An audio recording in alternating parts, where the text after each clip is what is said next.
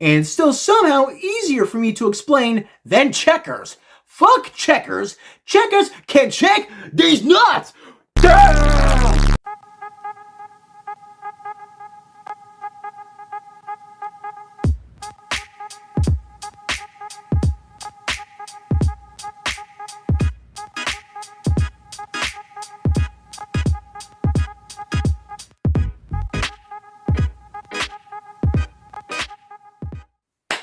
What up everyone, it's your boy Floz MG back with another episode of Tier Up, and this time I'm ranking various classic board games.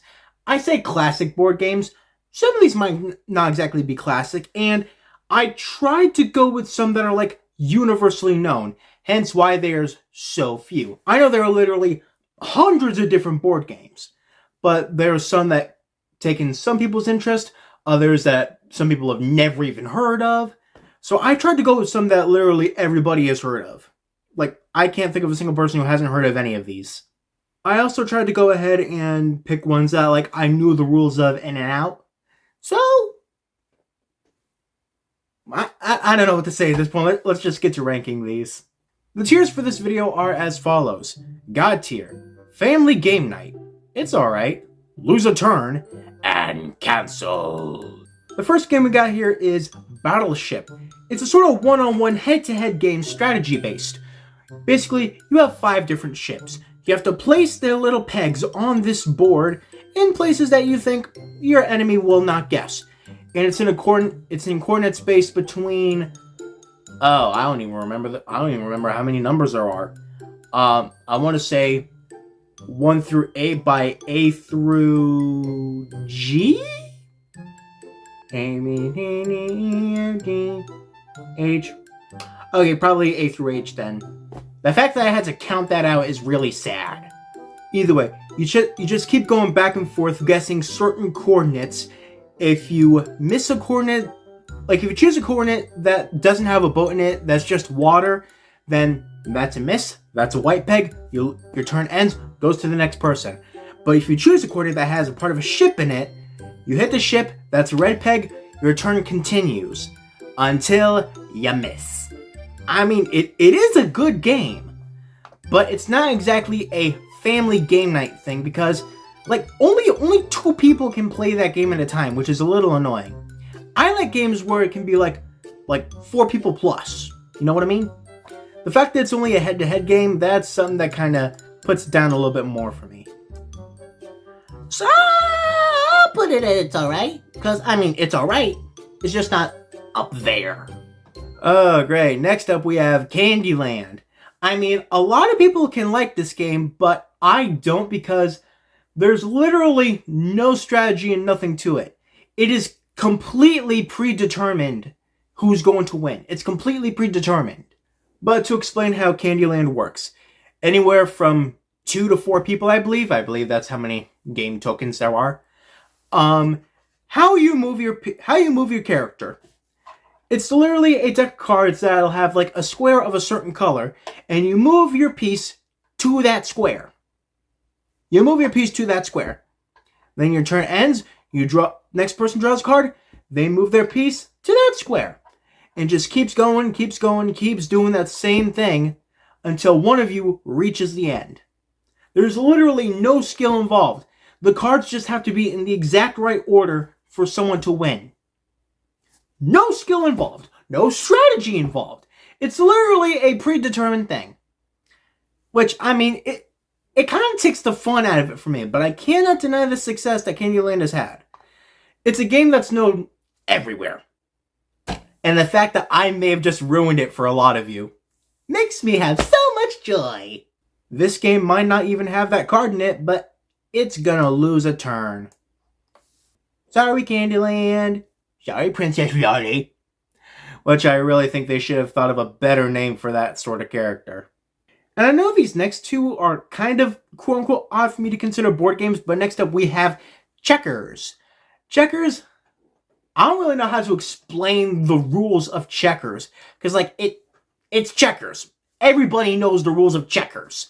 You move your pieces, I think, 1 or 2 squares at a time, trying to get to the other person's side. Your checkers get kanged. They can move as many spaces, like 1 or 2 spaces. I don't know how to explain checkers! Point is, you want to capture all of your opponent's pieces, that way you win! You will win!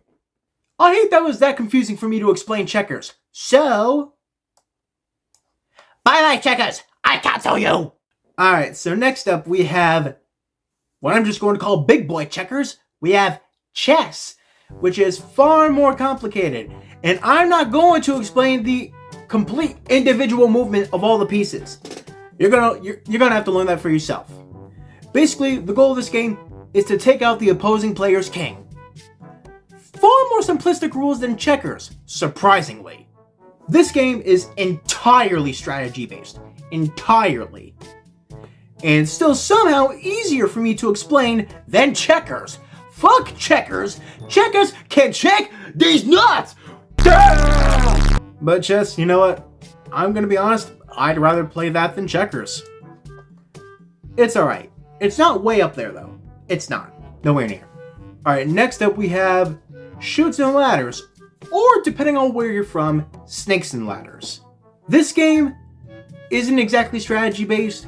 It's not predetermined in any way. You just roll the die, and however many it lands on, that's how many you move. If you land on a ladder, you go up to the top of the ladder. If you land on a chute and or snake, you ride it down to the bottom of the snake. The goal is just to get to the end of the board on number 100, I think. I think it's space 100. That sounds right. This game is far more simple than any of these other games that I described. And I like a game to have like a little bit of luck, a little bit of skill, a little bit of strategy, which Candyland had absolutely none of. It's literally all predetermined. I hate Candyland for that. Sorry. But Chutes and Ladders, I do like the concept of it more than any of these other games. However, I cannot put it up in God tier just yet. I want to save that for one that like really deserves it. Alright, next up we have the game Clue. Clue is a sort of murder mystery sort of board game. You basically can play as one of these 6 characters. Oh, great. Okay, let's see if I can actually remember these names. Colonel Mustard, Professor Plum, Miss Peacock, Miss Scarlet, and there's a green and white character that I can't remember the names of. That's probably just their names, green and white. I don't know. But either way, it's sort of a murder mystery game. You have to maneuver your character to certain rooms. And you have to gather clues, hence the name Clue, to figure out who was the murderer, what was the murder weapon, and just where did the murder take place. Probably where they found the body. But we don't even know anything about a body. We just know that a murder took place. We don't know where. We don't know why. Well, never mind, we don't know why. And we don't know what they were murdered with. We don't know who did the murdering. Before the game begins, everyone is dealt a certain amount of suspect cards, murder weapon cards, and location cards. And in the middle, there's a tiny little envelope where one suspect card, one murder weapon card, and one location card is put in. And that is the murderer, the murder weapon, and the location that the body was murdered. So the goal is to just go around and make quote-unquote accusations.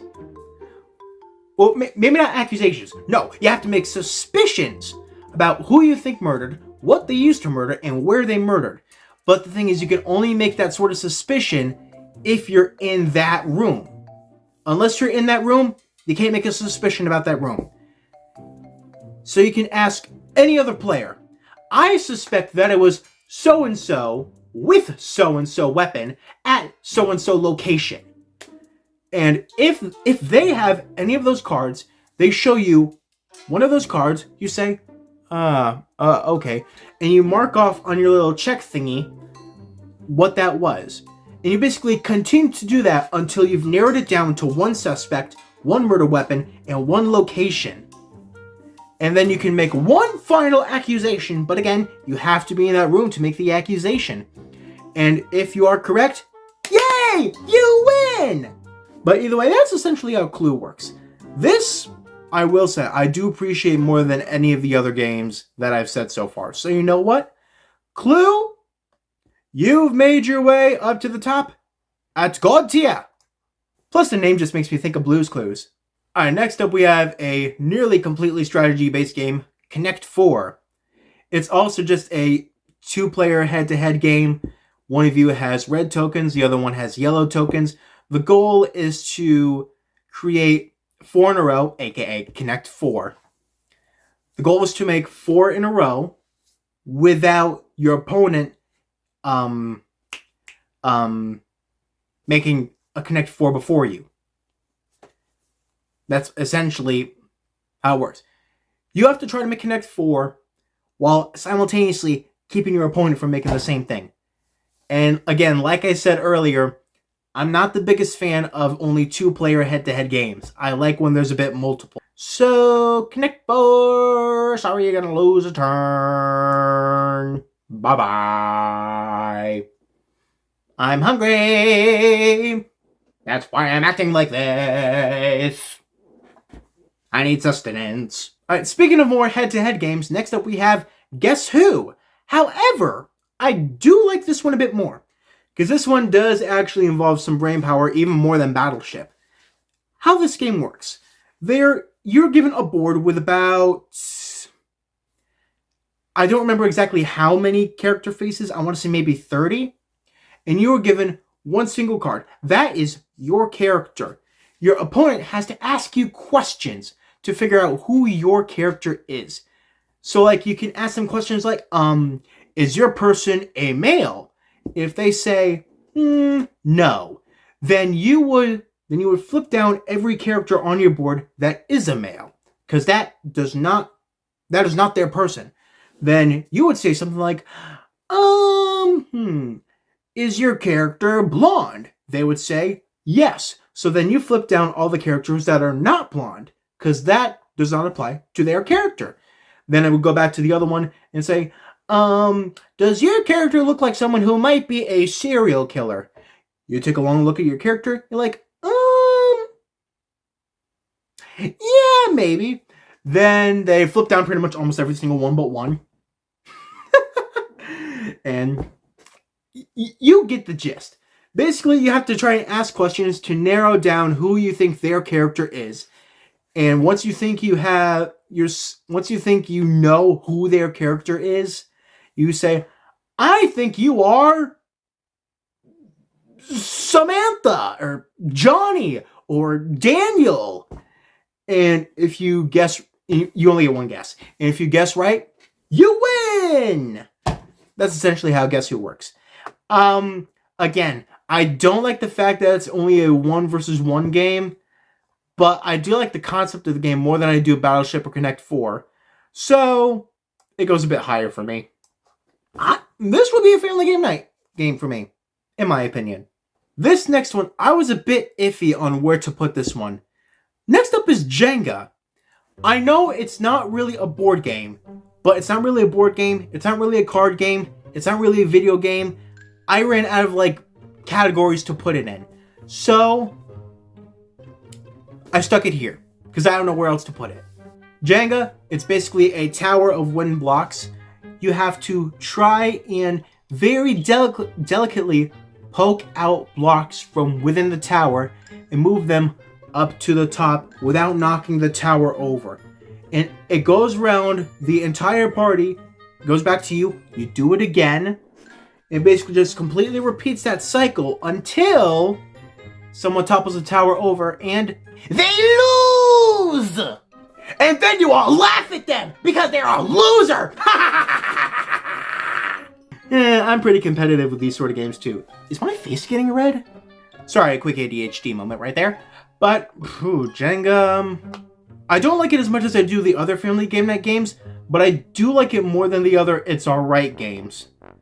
So... You know what? I'll put it at the very end of family game night. At the very end. Alright, next up we have a game that actually represents it. It's the Game of Life. How the Game of Life works. Instead of a dice determining how far you move or cards determine how far you move, very uniquely, it has a spinner. On the spinner are like numbers 1 through 10. And depending on where it lands is the number of spaces you move. And like, there are many different like actions that take place in this game. There's like going to college, getting a job, starting a family, getting a pet, buying homes, retirement, all that shit. Along with many paydays in between. And as unfortunate as it is, taxes. Taxes are... Oh, wait a minute, I just realized Chutes and Ladders is a spinner. I thought it was dice for some stupid reason. Chutes and Ladders is a spinner. But either way, we're talking about the game of life. The game of life is what we're talking about. And the goal is to make it to the end of the game with the most money and the most assets. And if you have the most, you win! Just like in life. You have more than everybody else and you win. You know what? I'm actually going to put it up in God tier. Because despite the fact that life is shit, it makes a pretty good board game. Next up we have a game that, based on the concept, I wouldn't think would be a really good and successful board game, but it is. It's Monopoly. And I can guarantee a lot of people in the world think that the word Monopoly is strictly from this board game, but that is not true. Basically, in Monopoly, you're given, I forget who knows how much money at the beginning of the game. Your goal is to go around the board and buy as many properties as you can. And build houses and then hotels on those properties. So when someone lands on those properties, they have to pay you big money! And if you lose all your money, you become bankrupt. And you lose! But there are many different spaces that can either help you or go against you. There's the go to jail space, where if you land on it, you go to jail. There's the go space, where if you pass it, you collect $200. There's a community chest space, where if you land in it, you pull a community chest card that can either help you or hurt you.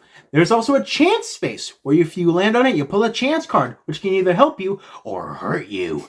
Point is, many of these spaces can help you or hurt you in your goal to become the richest, to win the Monopoly. Honestly, I think Monopoly is definitely one of the more creative games, and you know what? Yeah, it's God tier. You know what? I'll stick by that. Next up, we have any wannabe doctor's dream board game, Operation, which I will say is nowhere near anatomically correct. This one I think is also sort of a two-player game where you go back and forth with little tiny tweezers. You have to try and go into the guy and take the things out of his body. Go back in, take the things out of his body without touching the sides of his body, because if you do, his nose will light up like a buzzer. And I will say that buzzer definitely always freaked me out when I was younger, to the point where I just stopped playing Operation altogether. It just freaked me out way too much. So, Operation... This calls for a malpractice. Cancelled by! Alright, now a game that all dyslexics hate. Scrabble. Basically a game completely based around spelling and your knowledge of words. You spell letters, you get points. Wait, did I just say if you spell letters, you get points? You spell words, spell words, get points. Depending on the letters you use, more points or less points. Depending on the spaces you put the word on, more points or less points. Completely depends on where you put the word. I was never really good at English, never really appreciated the game. Bye-bye, Scrabble! I know do word good. Next up we have a game called Sorry, which in a sense can kind of be predetermined, but I don't exactly know. You start out with it can be an up to 4-player game. You get 4 game tokens. The goal is to move the tokens entirely around the board until all 4 of them reach home. And the way the tokens move is you draw cards that are either like 1 to 12. Whatever number you get is the amount of spaces you move that certain token. So you can choose which token you want to move.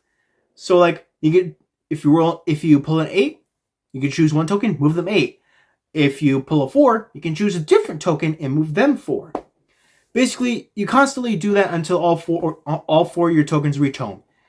If you pull a card and you move a token a certain amount of spaces and it lands on another player's token, I believe their token gets sent home. not sent home. Back to the start, I mean. And then they gotta start it all over for that token. There is also a card called Sorry, which I believe means which I believe means either you lose a turn or a token gets sent back to the start. I forget. But either way, it's kind of predetermined in a way, but slightly a bit random at the same time. So this honestly is a sort of a family game night game to me, but higher than Jenga. Definitely. Next up, we have a game for all knowledge seekers called Trivial Pursuit. Trying to explain the rules of Trivial Pursuit to anyone is trying to explain quantum mechanics to a 5-year-old. It can't be done. Basically, you get a game token with like 6 different holes in it that you can put wedges into when you correctly answer a question. I believe the goal is to fill your game token with one of each kind of wedge. And if I can remember the categories correctly, there's geography, art and literature, entertainment, history, science, and sports and leisure. I did it! I named the categories. I am a smart man. But if I were really a smart man, I would have actually won this game time over time, but I have not. Therefore, it makes me feel bad about myself, which means I must move it down to like lose a turn or something. It's definitely better than all the canceled games combined. Definitely better than that. And the last game we have is called Trouble! This game is actually a lot like Sorry. You start with 4 game tokens. It could be a 4-player game. You have to move the tokens all the way around the board and then move them home. However, instead of cards determining how many spaces you move, there's a dice popper in the middle. So you push it in, the dice pops, whatever it lands on, that's how many spaces you move. And you can choose which token you move. You land on another person's token, their token gets sent back to their start. Plus, I think the fact that it's a dice popper makes it much more random and strategy based than Sorry would be. I think with this game, I'm going to go through the trouble of putting Trouble up in God tier. And we'll leave it at that. So this right here, this is where I'm going to leave my rankings. I've been Floz MG. This has been ranking classic board games. It's been ranking board games. And I can't wait to see you all in the next video. Bye!